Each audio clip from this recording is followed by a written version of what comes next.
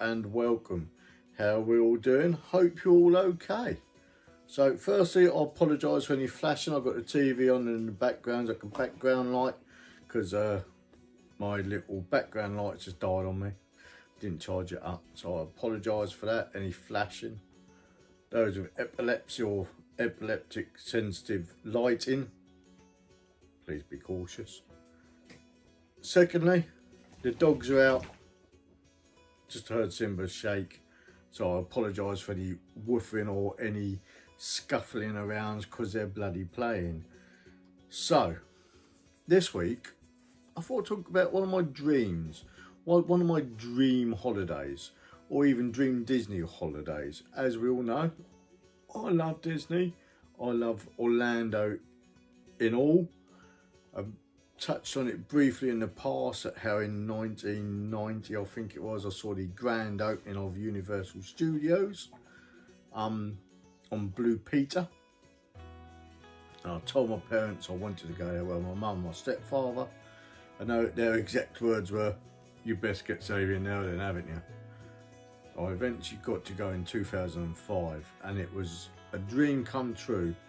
A once in a lifetime holiday that I've now been back 3 times since.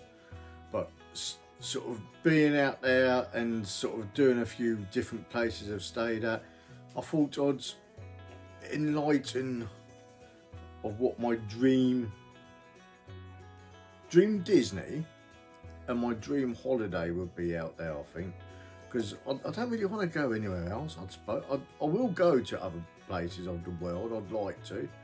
But given the choice, I'd just go out there all the time if I could, because I love it out in America. So my dream Disney holiday. I've got a couple actually. I've got a couple of dream Disney holidays. Lydia's is to stay at the Polynesian bungalows on the water, which again I would love to do that. So that would be one of my dreams as well. Sat there on the balcony or on a little veranda with a little hot tub as well, watching the fireworks, have a glass of shandy. It'd be lovely. That would be one of my dreams. Also contemporary, the one of the theme park view rooms at the very top would be a dream of mine, staying there, but they're quite expensive. But then also to stay in a Universal hotel. I'd like to stay in the Universal hotel, which I want to try and do at some point, even if it is just one of the budget hotels out, budget Universal hotels. It'd be nice, but Port Lowell, I think it is, I can't remember the names of the hotels, or maybe even a Hard Rock could be nice. But another thing I'd love to do, I'm going to try and do it at some point and even maybe video it, is do 1 week in a budget Disney hotel, let's say Pop Century or whatever, Pop Sports or music resorts, at a budget Disney hotel, then at a moderate Disney hotel, so a week there, so say Port Orleans, Riverside, Port Orleans, French Quarters, what do you have a budget, not budget, sort of mid-luxury, Caribbean, somewhere like that, do a week there, video that, tell you the difference from the basic hotel, from the basic Disney hotel, and then maybe a week at a luxury hotel, for Wilderness or Polynesian or Grand Floridian. Though, saying that, Grand Floridian doesn't really appeal to me. Don't know why, to some people it does, but the Grand Floridian just does not appeal to me, or Lydia in fact. So maybe a week in Contemporary or Polynesian or Fort Wilderness, or maybe even Animal Kingdom, like a luxury room in Animal Kingdom.